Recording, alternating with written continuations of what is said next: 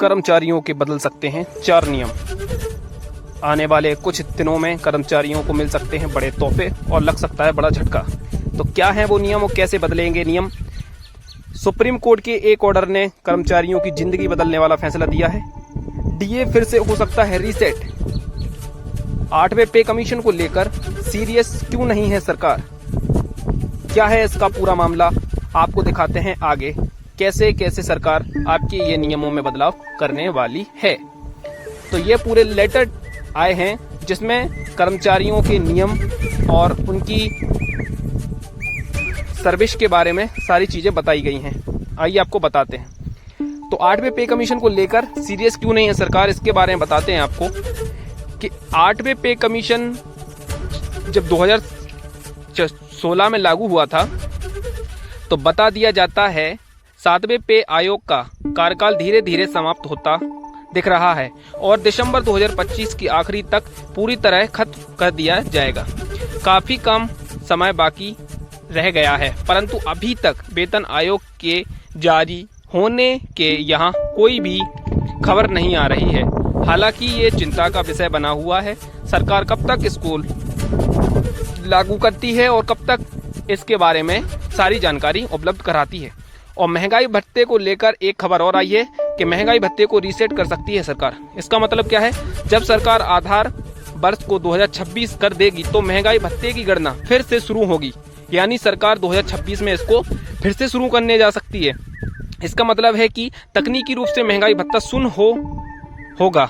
यह सुनने में भले ही चिंताजनक लगे, लेकिन इसका कर्मचारियों पर नकारात्मक प्रभाव नहीं पड़ेगा, बल्कि इस बदलाव से कर्मचारियों को लंबे समय में अधिक लाभ मिलेगा। यह गणना प्रणाली से महंगाई भत्ते का अधिक सटीक आकलन हो सकेगा और भविष्य में मिलने वाले लाभ में वृद्धि हो सकती है। यानी सरकार जो महंगाई भत्ते की गणना रीसेट करेगी उसको शून्य कर देगी और 2026 में यदि इसको फिर से जीरो से स्टार्ट करते हुए आगे बढ़ाएगी तो कर्मचारियों की जो 8वें पे कमीशन में सैलरी बढ़ जाएगी, उसके बाद महंगाई भत्ते के आधार पर भी कर्मचारियों की सैलरी बढ़ेगी।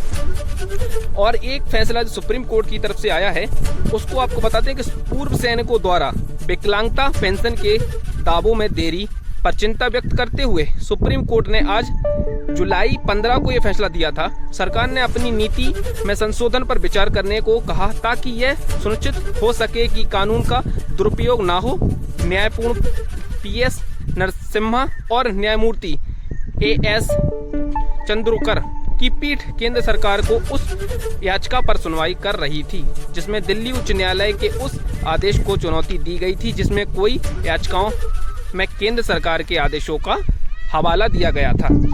ये दिल्ली उच्च न्यायालय ने आदेश दिया है कि जो विकलांग कर्मचारी थे और जो पुराने पूर्व सैनिक थे उनको पेंशन दी जाए। ये उच्च न्यायालय की तरफ से एक फैसला आया था।